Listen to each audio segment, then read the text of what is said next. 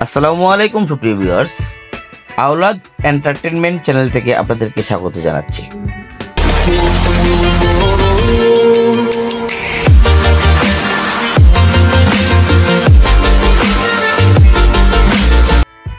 বন্ধুরা, স্কুল থেকে বাসায় ফেরার জন্য গোয়ালাবাজার থেকে বিরতিহীন বাসে উঠি।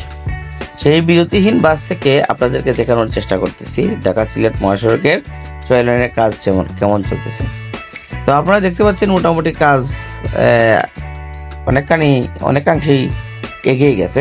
কিছু অংশ এখনো কাজ ধরতে পারেনি, কারণ এগুলো এখনো অ্যাকোয়ার হয় নাই। এগুলো অ্যাকোয়ার হওয়ার পরে তারপরে কাজ ধরতে পারবে। অ্যাকোয়ার না হওয়ার পিছনে কারণ হচ্ছে কিছু জায়গায় মামলা চলতেছে, মামলা মীমাংসা হওয়ার পরে তারপরে এই জায়গাগুলো অ্যাকোয়ার হয়ে যাবে।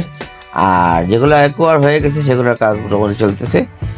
এখন তারা কাজের যে বিশেষ মনোযোগ সেটা হচ্ছে ছোট ছোট কালভার্ট বা ব্রিজের কাজগুলো তারা আগে শেষ করতেছে, তারপরে অন্যান্য অংশের কাজ তারা শেষ করে ফেলবে। তাদের এই কাজের মেয়াদ 5 বছর, এর ভিতরে হয়তো তারা শেষ করে ফেলবে আশা করা যায়। আর আমরাও আশাবাদী এর ভিতরেই শেষ হয়ে যাবে ইনশাল্লাহ।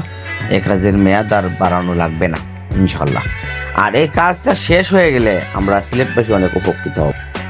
শুধু সিলেটবাসী নয়, ঢাকা সিলেট মহাসড়কের সকল যাত্রীগণই এর সুবিধা বুক করবেন বলে আমরা আশা করছি।